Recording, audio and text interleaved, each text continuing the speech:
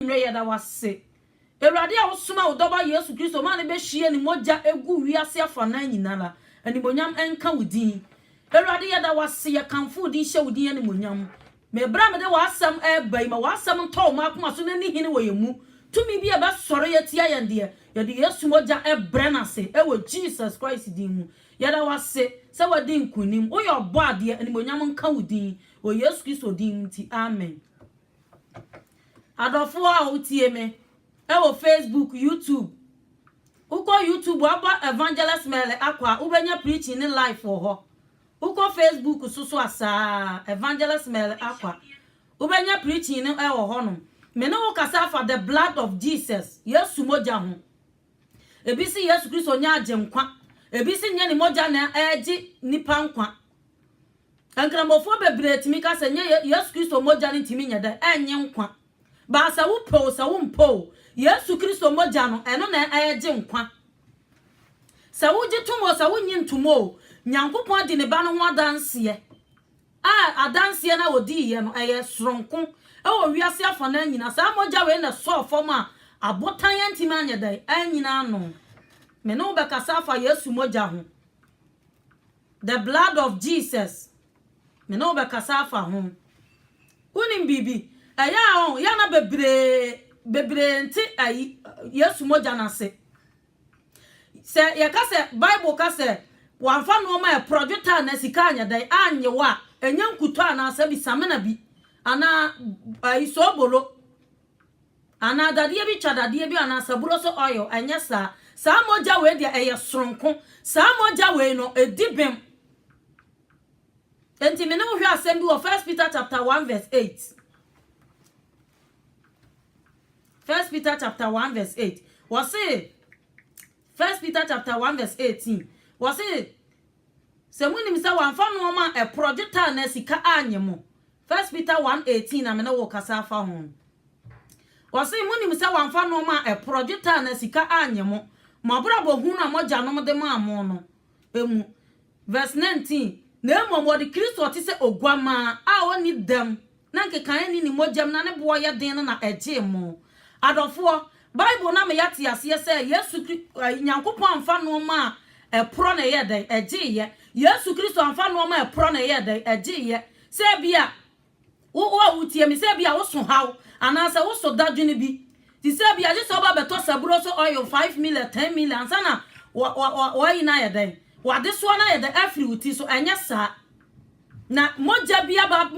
ba be kasa amaw moja esombo na esofom na asase ne abotan timanya den anyina no wosimu nim sa wanfa no ma epro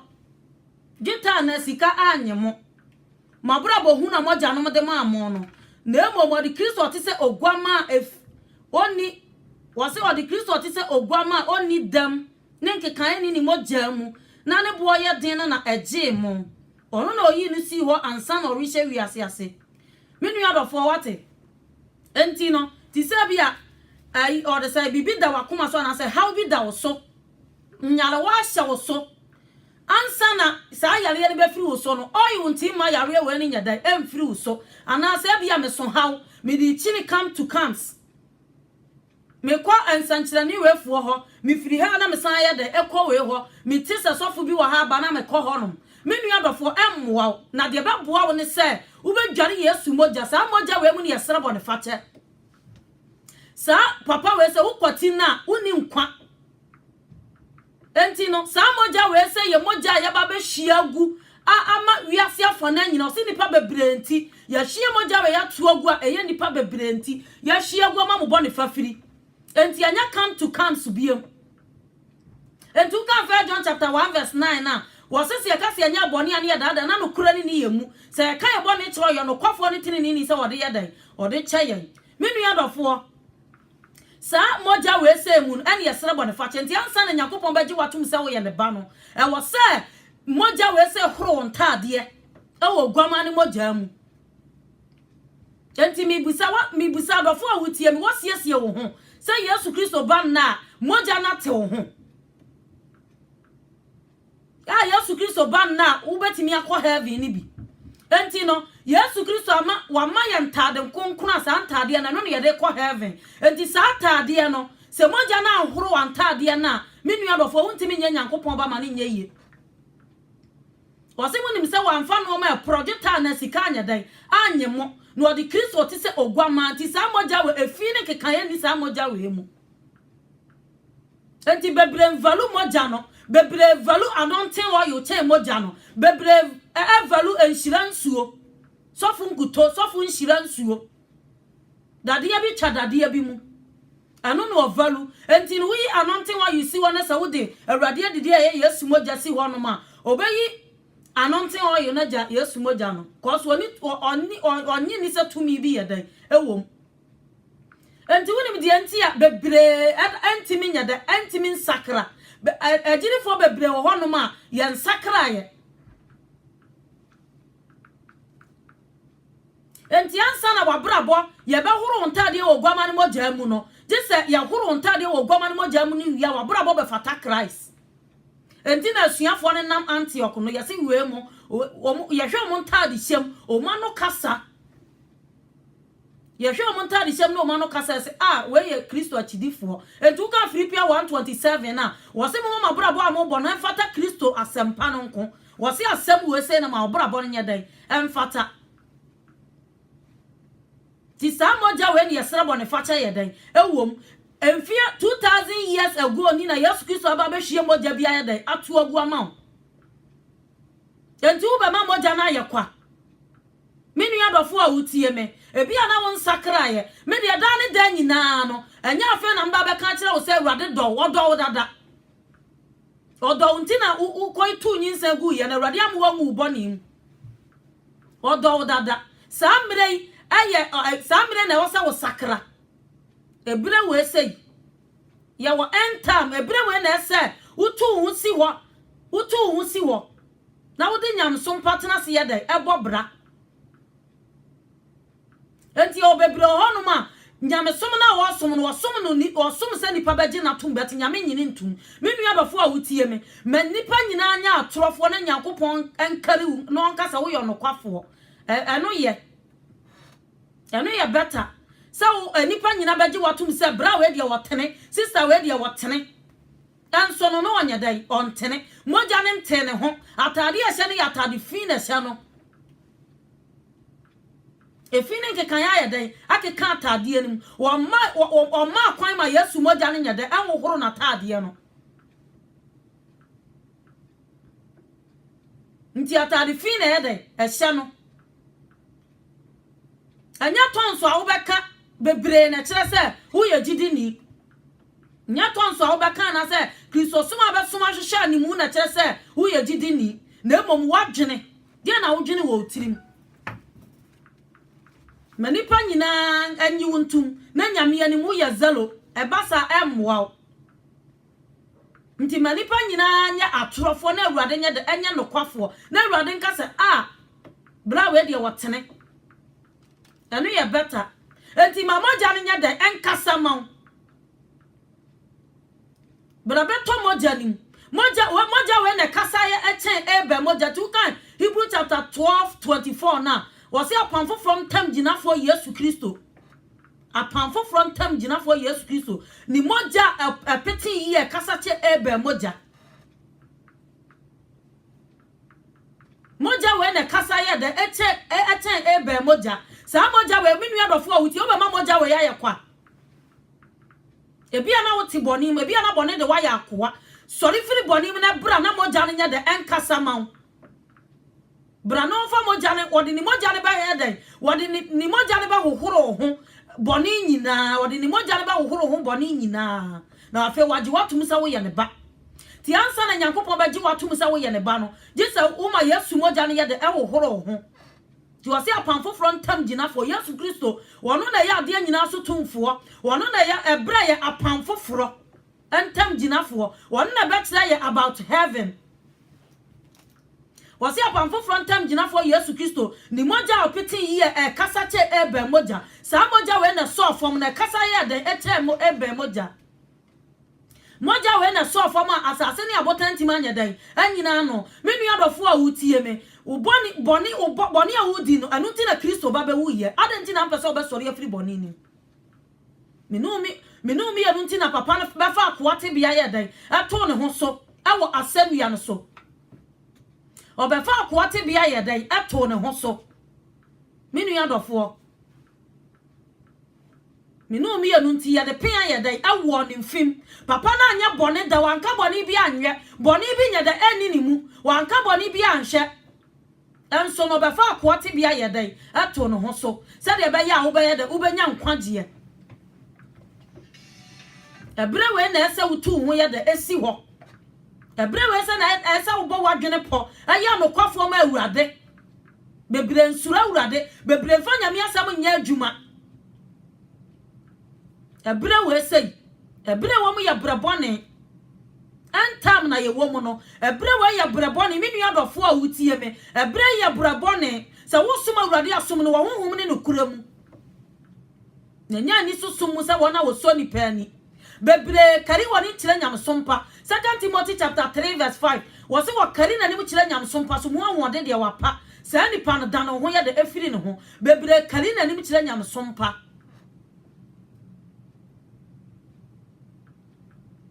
uba mamoja we ya yakwa nduka Matthew 27 verse 45 for na me ne wo hwe asem bi wo ho no Matthew 27 verse 45 wasi atifia sam no wasi Yesu wuo me no me yanu ntina Nyankopon soma ne doba ne se omra mewuje emeden emeji wiase nyina nkwa samoja we ntina nipa bebirenti ya yeden ya hia guo na papa ne ba ye no oba ne se oguama na oba biom no omma ne se oguama biom o menu adofo obeba ne sare na de ye wo bimu wo hono ma atrefo atrofo bebiro mu kutakuta Bible ebo Yesu din so munyi Yesu nyada ani menu adofo papa na ye adwuma na to ho enso bi mu di mbrodua na ye dan ye adwuma no menu mi anu nti papa no befa akoate bia ye dan ato ne ho so obefa akoate bia to ne ho so menu adofo so anasanua no so anasanua no menu adofo so Yesu Kristo asanua no bo wadwene po se wo ba sori afiri boni nim bo wadwene po se wo ba bosom so na wo kon ammoa wo ba sori afiri so ebi ana wutie mo nkwa bosom so da bia wo bia wano bodua sori firim tuka Matthew 27 verse 45 for now was in the free don atoso nsia so no esum dura sase so nyina akosi don atoso nkro na be ya se don atoso nkro no Yesu de ne kase atia mu se Eli Eli lama sabatani ani se minyankopon adanti na wajame na wona wogina ho no mu biti ye no o kan se we refle Eli 48 then tamara o se then tamara ara wo mu ba ku tu mirika kofa support bonsan keka bu de mano di tua domrano de mano no moye verse 49 na wona o kan ne ho no kan se na ye hwese Eli baba be hwe wana na Yesu de ne kase boom biom na ojane honhum verse 51 no o se na hwentoma cha soldan mu timienu firi suru besi fom na asase wo so ma abotan ye den pai ye menu adofo sa moja we na so fom asase ne abotan ye den pai ye o se me no mi enu nti o ka se sukom de mi mpokura no wo anyansuo nso bebirabu apamoja na huhudie wabu apamoja na huhudie wodi hoahoa wo ho so no onnya na sede menu ya dofo a wutie me ena ya nkwaje da woti ne ne empirim wakoma sori firi bonim wa bia me kasa wutie me wakwa duro so saa emmoa sori firi jai hokọ utinchini malam ho emmoa jai amwa minu mi anu ntino obi ka busu sam ya dai egu no so akronfo mi anu ana ba ko esane ni bonkum ni ba ko sane ni nifa no ba ko no ka se wo ye Yakobon ba je wo na je ye abusu sam ya dai ka tena Yesu Kristo ebira bi baba wa ka won sam ye nu we ya dai agu bo sa brai na esa wo sori firi mamoja no so obiara wa hu no sa wode na se nkwa nwoma mu obato na twiri ojatade ani minu ya dofo bo wadwene po Bibetima ka se me ye Kristo ni anso no be kwa honhom mu no na atade ye hye ne ye fi poto bra Yesu Kristo nchan na moja ne nya de enkasa ma o se na hwantoma twa so dan mu timi ye no firi so be si fom moja we so fom pe entomadan na Jewfo ne de hoaho mo ho no emu timi ye no enu na ama me no mi ye no yasabi ke ya de dan fichire ya manfrafo anka yense yemfata sa moja we na ama me no mi ye no ya de yasabi entomadan ni mo tiye obi biara betime wura entomadan ni mu adenti na oma bone de wa ya akoa menu adofo adenti na oma bone afa udomum uti Yesu Kristo ni a mempirim wakoma uti se yedi ne ho adanse a mempirim wakoma manenya wa hohoahoa obi wa wo priti kwa na ne buofu eya bonsam na abo pa bonsam na aba be hye ne woni paduam esanse wo sene Juda ni paduam Juda the Scarlet wo hye ni paduam esanse na sika ni bread e wo na komam bonsam de wa ye no mu bonsam de nkonu ya ye de agu so sori bra Yesu Kristo nchan bra Yesu Kristo nchan na obeje wo besesa wa brabo kwama wa brabo nya se de te da jarimo nya de enkasa ma na moja ne enkasa ma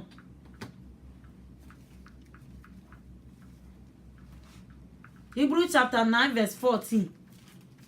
Ma odofo awutie ma moja enkasa mama moja ne nyakwa bebreje won kan ne do no first na osura awurade pa wo suma awurade se kwan be bia ya den ama no won suma awurade se wo pe heaven akọ wo suma awurade se wo pa America akọ wo pe Europe ya den aba wo pe kunu wo suma awurade se awurade be ya bibia ya den ama nansa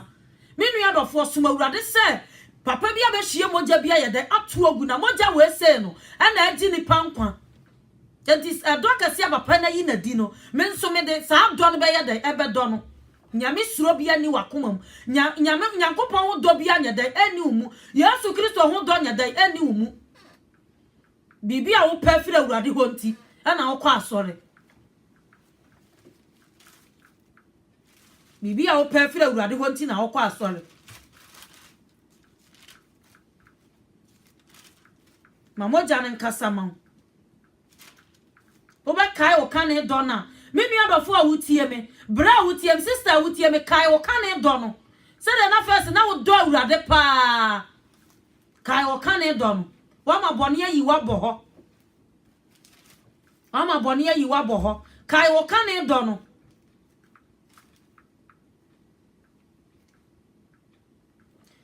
Hebrews chapter 9 verse 14.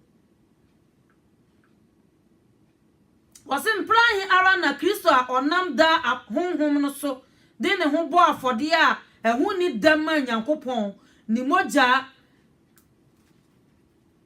dama nyankopon no ni moja erenti ye ho awonim hu mfiri nyumafunu nkosom nyankopon a wote ase me nua dofo wate wasim prahi na Kristo a onam da honhom so da honhom so de ne ho bo afode a eni dam papa bia ba bo afode aye den ama yen enti me pesa wodi woni padua nyina bo afode ma Kristo enya sika usika de awurade hia usika na emomo hia woni padua fa woni padua bo afode fa woni padua si wo sa afode aye den ete ase e ma papa no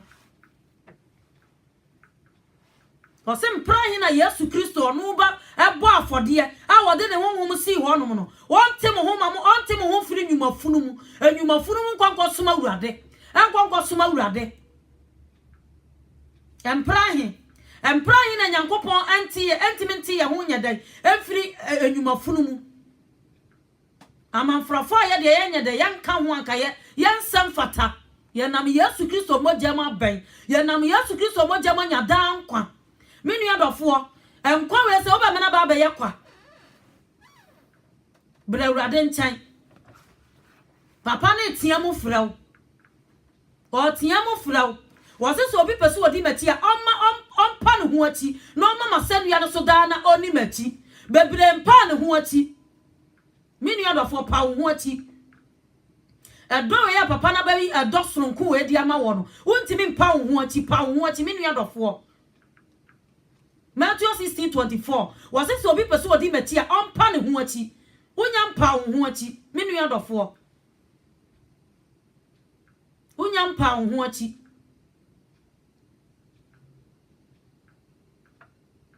pa ho achi na ma ya kane don ya kane nyuma no menu adofo was it say wa nya kane nyuma na meba ba yi kane andua na edan afiri usibre ompa ho achi enti na wontimi ya kane nyuma no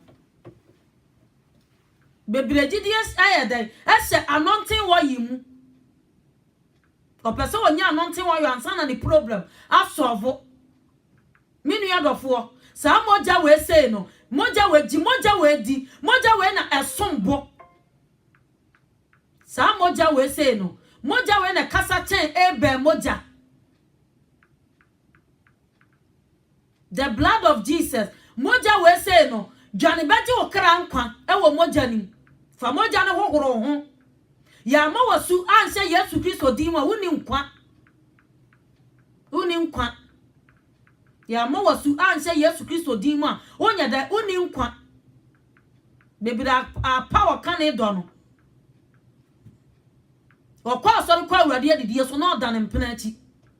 minu adofo ya pa honhom mu niema na ya da ato agu baabi ene ya de honam na ya da eye ya de honam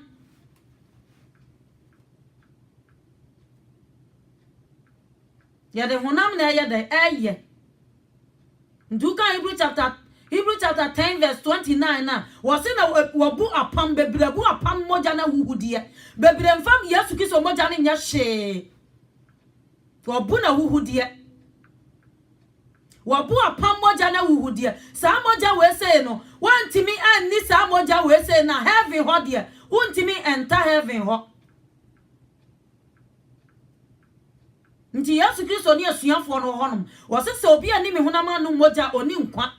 unim na bebre wo honam mu wose wo wura ei wo pase ye asemu de antimi ni so cause e den maye asemu e den maye pa ye antimi nya dan eni so wo pase ye baba wi nipa nam bebre san fira urade yati esan se honam ne ma nko a ye wo asofo bebre honam honam afo mu domum honam do mo ya dan aya akoa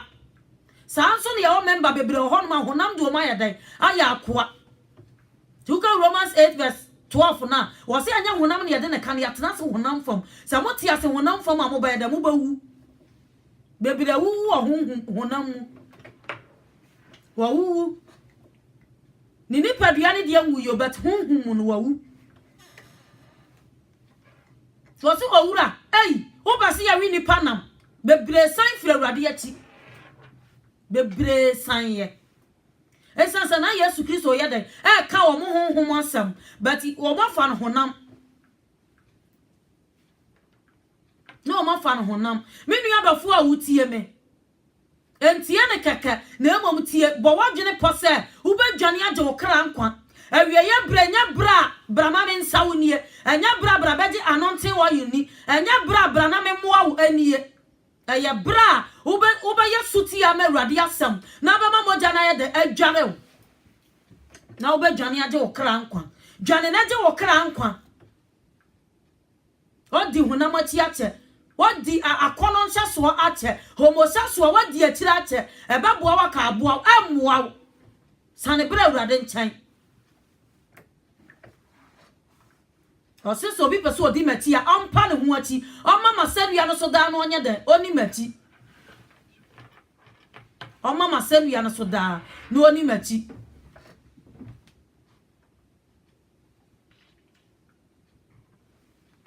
enti nyame somo no yakwa ya no hwehwani mu sasofo baje na tum sa asori panyini baje na tum nti no wasoma urade oni do soronko e woni mu ese do soronko bi bani mu no oni do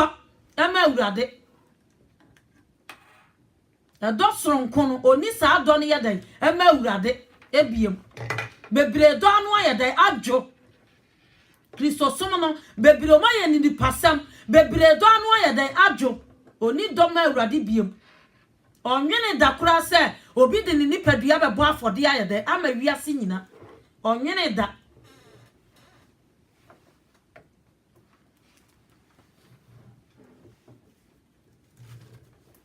minu yadofo a wutie me enya preaching na ye de keke o na ebom sa wo kra benya nkwa wo kra benya nkwa wo se akra ba ko sa kira abofo mpimpimani ye de agi wo soro wankase ye sa obi a abofo mpimpimani je ana fa brezi amame nhyew abofo mpimpimani je wankasa wo se sa akra ba ko po sakra abofo mpimpimani je ye de e wo soro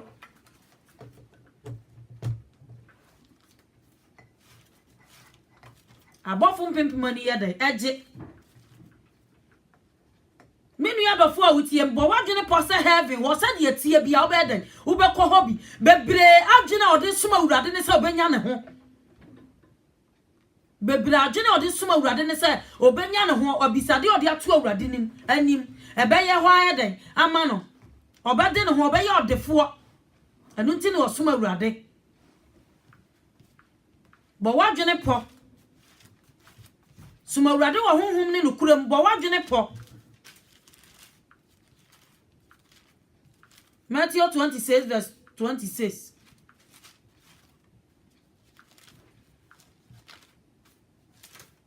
Njishani mu nyamesom bebre nyamesom a wasom nhishani mu menu adofo obo wadwene pose heaven ho no mekobi pa wo ho achi na ma asenu ya no so da pa wo ho achi enti wonim Yesu Kristo ka se wo kọ na Awurade adidie ne anya fanya da anya ne nkaye bebre Awurade adidie ro mafa honam wonim se yakoto ne store ya baba bom pa ya guso normal ntino odi bone kura na ese wo be den obedi bi onu obi kunu twempena kura ese wo be den obedi Awurade adidie ne bi ente sa o menu adofo Matthew 26 verse 26 Wasen kaya adidie no asifre. Wasen no redidi no Yesu fa pan no na ohyira aso bubu mu de ma asuafo no se munyini ye ni me honam na fa kuruwa no odase no wode ma won se munyina monnom bi 28 na ye ni me moja eye apamade nipa bebrenti wahia guama bone fafiri menu yadofo Yesu moja ne ya apamade sem dem di kan ye no wo se Yesu moja no aya apamade nipa bebrenti ya den ya hia gu nipa bebre hia nkwaje enti na ya hia moja na ye den atu agu se moja we se no ma moja we nkasa ma sa moja we se no ma ne nyi wo firi ndom mfam Wase na ye ni mi moja eye apamade nipa bebrenti wahia gu amambo de fafiri na mese mo se efiri nda murunum boba bayi biom de kosi da mene mo banum no foforo meja ahenie mu no to ayeyi enwum no ofiri di ko ngo pepo no so menu adofo wate Wase mi udi Awurade adidie na fa we ya de eye menkaye na sa Awurade adidie ne sa kwa kodi ne heaven ye kodi ne heaven ho minu ya dofo se wani Yesu honam anum ni moja me kama kire wo se woni nkwa asore ye ne Awurade adidie ewo mu no asore ne mfira Awurade asore na wu honhum mu sorry film dwane na je wo kra nkwa run for your life minu ya dofo dwane na ya de aje wo kra nkwa Ose me renum boba bayi biam kosi da mene mu be hyiam ewo meja aheniam na se kwakodi ne heaven enti se wani Yesu Kristo honam ne ni moja aba be hia gu a eya apamade a wose ye ni ye afanya de enye ne nkaye no se wani a me kama kire wo se woni nkwa enkwa ni uni padua wo yete ase awuo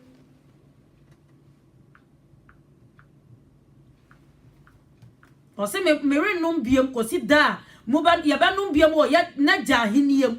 menu adofo Yesu Kristo ne pan no a esani firi soro ye dan e ba ye se wodi bia ekom nya dan anew sukom so nya dan anew wo se me ne nkwansu a me ye dan me tere no papa ne tere ne nsam o tere ne nsa fra wo saa bia wakoma mu Awurade wo se me gina pono no na me bom so obi betie me ne na wahini pono na me hyane maba ne nkyɛn na mene ne beto nsa didi no ono so ne mato nsa ya da didi umie pono ne mu ma Kristo umie wakoma mu ma Awurade enti na o ma metena ho no wa bra bona nkasa na ne Bible ne nyadan enko ene wo nkonkron nko enti na Yesu Kristo honhom no e ma metena umu no o so obi ni Kristo honhom a onya ne dia se wonni Awurade adi dia wonni nkwa wo se ye we fire the fire menkaye ye we fire menkaye enkwa ye we fire menkaye se wonni enkwa pa afra ne nkwa no nya dan wonni bi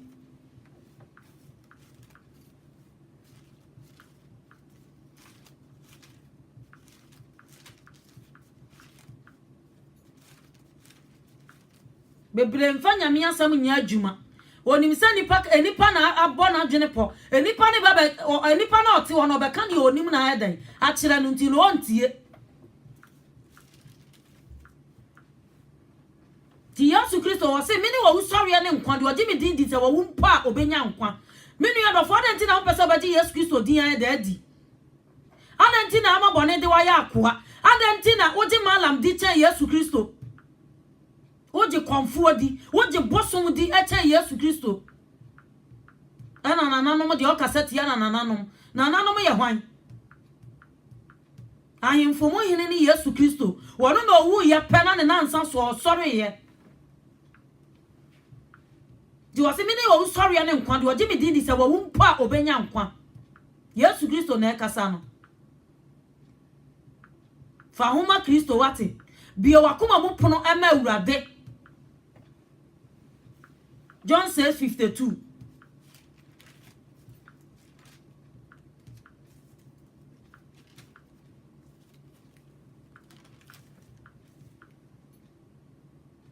wase ana Yudafo ne ye sakasaka wo mu se ebeya den na oyi betumi de ne honam amayen na yedie onse me di kan se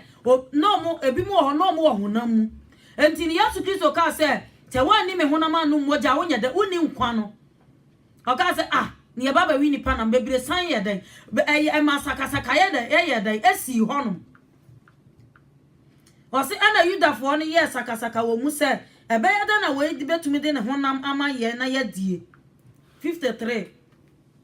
ana wase ana Yesu se won se no kwa me se mo se mo ani onipa ba no honam na ma anum ni moja muni nkwa mumu wate wase se wani me honam anum moja asori a wukọ bebrebe no wakọ asori be se 10 years ni ntimi nkwa Awurade adidie ada ya me da ba ti me nya ne ho ade me nua bafo be ma ba agege wo heaven ho wo be ma ba ma agege wo heaven ho wase se wani ne honam anum moja woni nkwa muni nkwa o mumu na ma no mi moja nso a muni nkwa mumu verse 54 na de odi me hona no moja no woda nkwa na menya ne de adi akire no na me hona me ya aduane ampa na me moja nso ya anom ne ampa de odi me honam no me moja no tena me mu na me nso me tena ni mu wate wase de odi me hona no moja no woda nkwa no tena me mu na menya ne de ya da adi akire no yes Yesu Kristo ba kura na se wa wu kura na se wa ni Yesu Kristo honam ni moja wontimi nya na ode di akire no se le mi di kan nsa asori ya yankwa Awurade adidi wo mu no asori na wu tiase ya wu asori ni mfira Awurade ansori bebre na ba emfira Awurade ye waste time wo ho keke ye waste time keke ana brabaji nkuto brabaji abura mu nsuo saburo so woyo ho ana hwan woyo ensam bebre ni ma ensam fata enkuto enhira nsuo abura mu nsuo eno na bebre mpe nyame asem no nyame asem na be ma okra na me no bebre mpe wato atwene ti Awurade adidie no se wankwa Awurade adidie woni nkwa wo ni paduam ebra na Yesu Kristo no asuafo ne nam no wonim na omutimi de Yesu din tutu ahonbone nti na ye omode na omoni ayadan age ewo Luke 10:17-20 no na omoni age wo se wo wura udin po ahonbone pa bra wo ho ase amaye na one obi akọ ne Yesu nam san ko duru heaven awie but wanye heaven ho adwuma wontimi nya dan enko ho. To Luke chapter 10 verse 17 to 20 no 20 no kwa na me dan wo se yemu de momamo ne nyi sa honhom no abre wo ho ase ama na emom wo ne nyi sa wa kire wudin wo soro sa na Yesu ka kire asuafo no Luke 10:20 no mutimi de edini ya nsankyerane omani je but Yesu Kristo atwe o madwene ye de esi heaven momamo ne nyi sa ya kire mudin wo soro menu adofo a wutie me adenti na wo mo ne nyi sa ya kire mudin wo soro wonwene wo se enti Kristo suma me nsumi mi din won kwan ngoma ni da bia sofo se me mra meto samna da bia sofo se me mra meto anointing oil wonwene ho da wona okra ne ntena se ni nkomo wonwene ho da se enti me afi a mete ye me won kwan ana me adwo a mete ye me won kwan wonwene ho da enka Yesu Kristo ne asuafo nam ka ye opportunity kasia pa enka omonya anso asema Yesu Kristo ka kire wo mun se we mu de momamo ni nyisa honhom na ya dan abra wo ho ase amam na emom wo ni nyisa ya kire wudi wo soro menu adofo ma wo ni nyi asase ni emunwuma na emunwuma nyina ba hye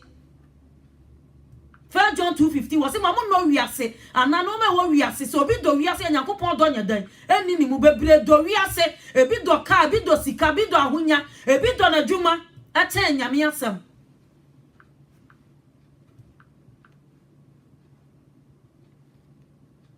ebi do ahonya na me de hye me ma bobro mi wo fridge me wo car menu adofo car na ado ho ato so no da kugya betom sika na wo de hoahoa wo ho no da ko akromfo baba ba wia na ade akromfo ntimi me dan ema ma wia ne se wo ba hwe Kristo anu ati wakoma mu a wo so obi ntimi nya da anyi mfiri wo nsam ebra Yesu Kristo ko mele ne mata fie no e wo Luke ho no mo ko ho no Yesu Kristo ko ho no mata ka se urade ada na wo ma menua mele ma me boa me se me ye aduane ma wadi wo se mata wo dwendwene wo ha ho ne ma pii ho na de ahia ne de ye na wo nua na fa no na obi ntimi nyenya dan emfiri ne nsam obi ntimi nyenya dan emfiri ne nsam ane asam no menua dofo se nyame asam gu mu a sofu bi ntimi nyenya dan anyi mfiri wo nsam di mo obi ntimi nyenya dan anyi mfiri wo nsam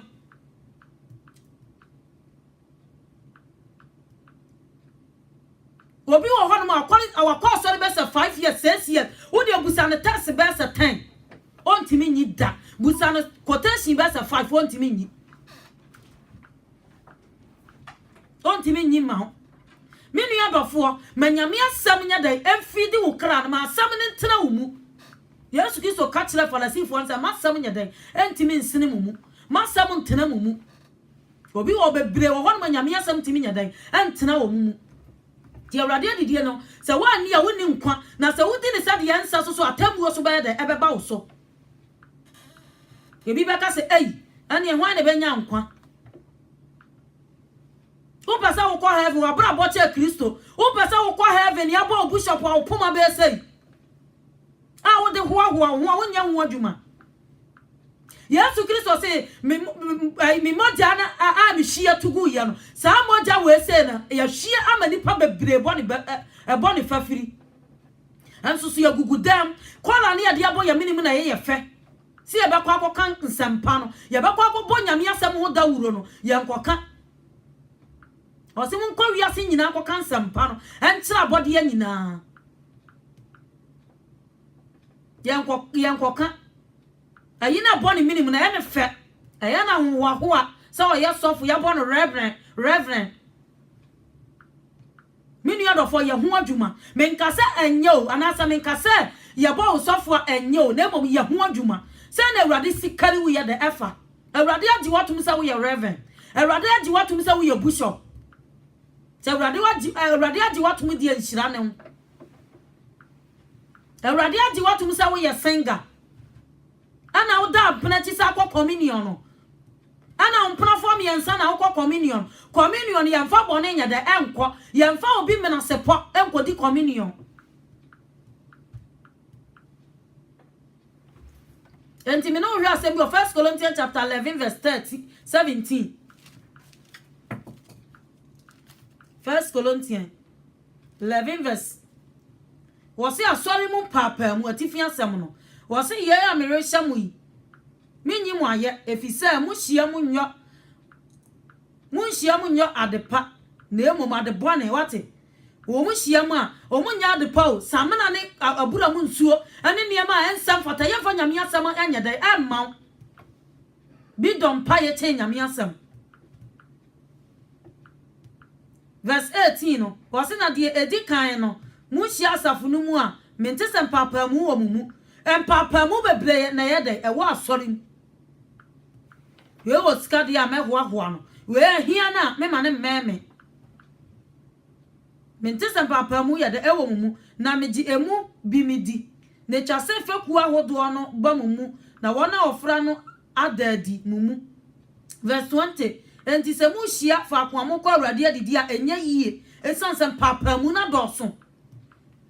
papa mu no nti awrade adidi no ya de besi wonu ma ya fra asori panyin se bebo mpa ye guso no wo mpna be sem yensa nti ne yi ne be gina hwa no ya nya ne ho asem aka we si akwa we pa no ko butu obi sui sofu oba bebo mpa ye gu awrade adidi so no wone na yira ko be se na ne 4 days ni sofu ma me ne yira ye de akwa didi ne sofu ma me ne kuna kwa didi ne kuna tem for the beba akodi awrade adidi enti nyale wa bebre jaundice ne sa HIV gonorrhea nyale wa bebre aba nyina gina sa de ne so bebre bu apamboja na wuhudie efri say verse 21 was it na efri say obiara di onu ara aduane ansa na kom di ebinom na ebi nso aboboro nsa menu adofo wate osi na obiara di na aduane ansa enti kansa na abesona kwakodi awrade adidi ekura no de ka ye fasting fa uyam to kakra da bia doctor say me wo cancer me wo ulcer doctor say me de me chene me yam ma ne boto ofo kura asem kura ye de atome minim lady bia na me de nyame asem ye de ekowura ne stock o ma no wono de ebo says to 9 kura na ne yam keka no na me say Satan way enti no da bia oba be wale ye ma ni twa 2 weeks ni kuru so twa 2 weeks fasting ko a ene wotimi ye da bia doctor say wo jaundice wo HIV doctor say me wo fibroid mo na me ye fasting na fibroid no san ye kese doctor say me wo ulcer me nu adofo anye je yare ye so was in obiara di onu na aduane ansa me chire free 11 1 Corinthians 11 verse 17 to 34 me chire no obiara di onu na aduane ansa enti ansa na ka be kwa awrade adidie ne ka fa wo yam to wo kakra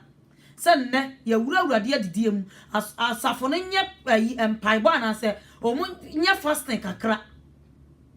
na kom di ebinom nso aboboro nsa wate bebre ohonum a okwa awrade adidie no wodi ka akotwa 2 top wanom guinness wanom laka wanom burukutu wanom bare mansuo minu ya dofo wa bronsa na odi kwa konom awrade adidie tu ka 1 Corinthians na wo se wontimi nnom ahombone kruwa no ani nyankopon kruwa no wontimi nnom 1 Corinthians 10:21 wontimi nnom wa twabi de wa bro de kwa kodi awrade adidie bi won ma afimu ni nyina wa nwura nyame fie afimu ni nyina ebeka one day unu onu kro nim se awrade adidie pokopie so no wo se ma ni bia makwa asori ya chesa na ma ni bia omo wo ho no mbehu se mentenenti min kodi no odi ni panim katakata no akodi enso awabo osi na bebre aboporo nsa 22 no na muni afia mudidim na munum wo mu anase animtia na mubu nyankopon asafo no na mugu wona woni bie na nim ase mense mo sen minyimu aye na ye hu de minyimu aye na me de minya me firi awrade hon ara na me de me ma mo se awrade Yesu anaju oyi no ma aye no ofa pa no 24 no da ase bubu mu kan se ye ni mi ni padua no bubu ama mo munya ye mfanya me nkaye menu ya dofo awrade adidie ne ye di de kai Kristo o se ye we fa ye de ye me kai enkaye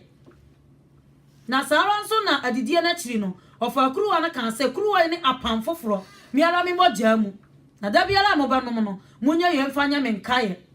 me ni adofo wate me no ba 26 no atifi asem no se urade didi ase kire enti ase na be kwa urade didi nka ye nkire kire ye ma bam enti bia nyare wa bebre wo hono ma ye ne akasa ne yasoa ye de agu ye nipadua so nyare wa bebre na aba no ye ne akasa ne yasoa ye de ade agu ye nipadua mu oya singa o chimpana obeti me de animfere yakodi awurade adidie na hawa ye den hawa eda abonefo so na aba beto ne so esan se ontene wo wakomam ebi betima ka se ebi a wotie me wo betima ka se na sa tene ne fo nkwa na be di awurade adidie ana onya awurade ya menkonkodi ana Yesu Kristo ba ma de bonyafo eya no kore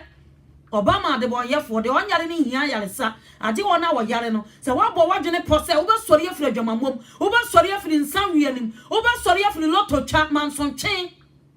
enuro so kona ba ba di awurade adidie na obenya nkwa ba wonya wadwene se wo be sakra de a memma ho na nyale wo be de ba ba gu so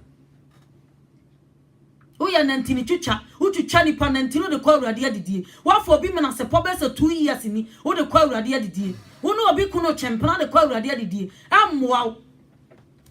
sachira firi ho 26 no 1 Corinthians 11:17 to 20:34 26 na me kirem o se urade adidie asechire na da bia mo bedi pan no ina mbonum kruwa ya no no mompai urade wonum kankosi se obeba enti nka wo kwa urade adidie wia na sade a won se obeya evangelism ene bebra pastors bebra ya kwadworo Asori pa info bebra ya kwadworo ukoka wasian ade na mo boy ati sa wadwuma ne sen wadwuma ne sa akra wo yira no ube china ya da bra Kristo bebre fere se obeya evangelism bebre fere se obe kwa kansa mpa e wo wiase afana nya bebre fere se obegina kwan wan da preach bebre fere se wode nyame asem be kwa wura obiu enchen e wo na dwumam se mpa acho me no be che awurade asem bebre fere bebre fale me nua bafo a wutie me e ma asenua no ho wo ma anya wo fale Yesu Kristo se wo fale se wo bebo me din wo ni pani ma me so me fale se bebo wo din wo heaven se wo ya nyame akwa de a kansampa chiakra ma urade ye evangelism wo se wo di urade didie na pa ya urade wo nka kosi se obeba o kan kosi se obeba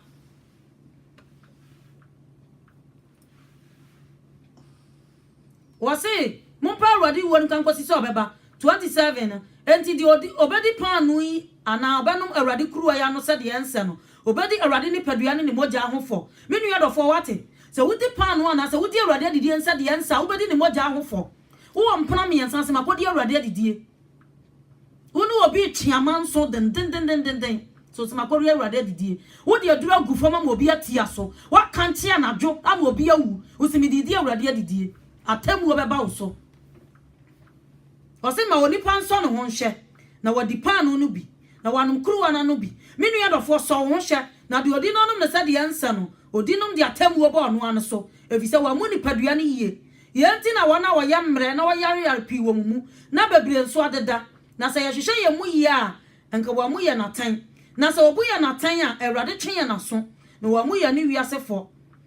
33 no enti menua no muhia msa murubedidi a montwa mo ho na se kwam di obi a mane medi wo se na kwam di obi a mane no di fie o amehia ma menya atemuo menua dofo onya ready adidi fie na wa ma mehia ma anyadan ama menya atemuo wo se mani panso no ho hwa na wadi panu ni bi na wanum kruwa na no bi na de onum no se de onum se de ense no wodi num de atemuo ebe onu an so awurade adidi na wo kwa no nya ntiase tena se na dwene ho se enti masakra ma ya ready se maso asenua no ma ya ready se awurade adidie na ma di no ma ya ho adwuma se wa anya ho adwuma de a ene nyare wa bebre ne ba begu so nyare wa ko se di odi no se de yanse lo odi no de atemwo ya den e ba onu anso wa mu ni padua ne yie enti na bebre yare se asi hwe ye mu ya ko mu ya tan menu ya bafo se wan ye awurade didie nso nkwa pa woni bi enti bo wadwene po na ba bibiara wo bia no dwane to a Yesu moja dwane to a Yesu Kristo wono mu ne yesra bone fate entena bone mu anwu ena nwumre sa wote Yesu Kristo ne amempirim wakoma ba bia bone de wakoduru bia san bra na wo ya Awurade ba san bra na Awurade ba jiw o se mu ba Mwen na ni jan yira onya du akronkron no no nkohwehwe ba ko na wa yira no Awurade don ti sorry firi wa kwan bone so na bra Awurade nchen bra ne nchen wo siesie ba bia ma Yesu moja no eya adisi moja bia adisi moja bia ehwiegu ye Eminu ya dofo wa ni a woni nkwa se wudi soso na wa ni yiye so a no me beba oso me yadi asi 1 Peter chapter 2 Peter chapter 3 verse 8 2 Peter chapter 3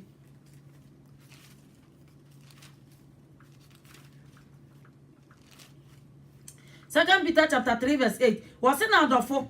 muma de bia ko hintam se dakro ye Awurade se mfirinhia apem na mfirinhia apem so ye ne se dakro Awurade nkyere ne bohye ho se de binum bu no se ore kyere na emom o ma no bodwo kyere ma nipa nyina opese nipa biara ba yira na emom opese wo nyina ba adwensa kyere mu menu adofo Awurade pese wo ba adwensa kyere mu Awurade mpese wo ba yira enti na dada wo nyanya dan emma ye no ebre wo mu ye brebone obaka se mihu ya nkaso na akachi Awurade mpese wo ba wu bone mu enti ba bibiara wa mane akoduru bia no sabra bak na ma Yesu moja nya den enwaro ma Yesu moja nya den ente wo ho se Awurade nkyere ne bohye ho se de binum bu nse eye den eche no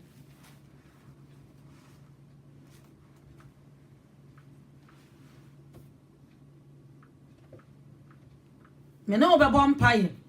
adofo a wutie me Awurade de atoma koma so se baabi obabi ya wo ya na se bonsam de nkonua nyare wa ye de agu so bi obeso de no obi ne wada da ya basa me no ba be bompaye enanwumre baabi biala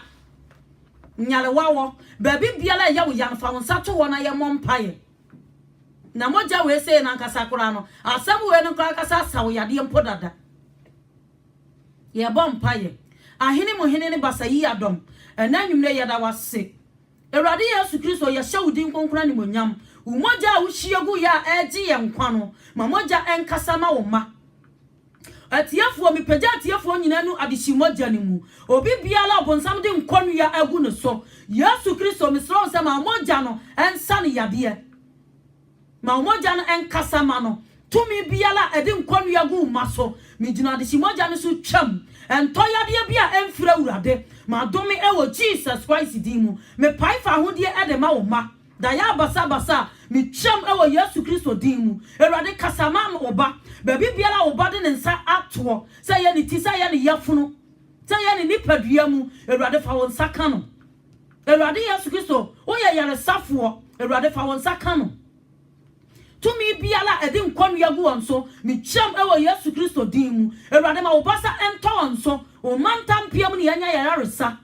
Awurade ma o mantam piam nya den enkasa maye tumi bia obesori atia oma di umoja brawa na se me di woni nu adehyi moja ni mu ewo doba Yesu Kristo dimu me da wase se wadi nkunim adom ni nti amen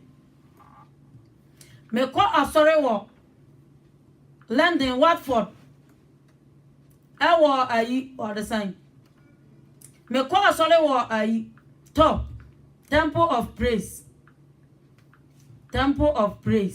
eho na mesom menu adofo a wutie me se won ko asole ya to nsafrew me tia Pastor Brown me tia top wasafo nyina se won ko asole ya to nsafrew ba bibiala wutie me no se won ko asole ya hwehwe asole ne ko na Yesu ma ye na ban pa asore ya kan kwagesam wom na twere wudin wom Awurade nhyira o miye kwan ma wo Yesu Kristo din amen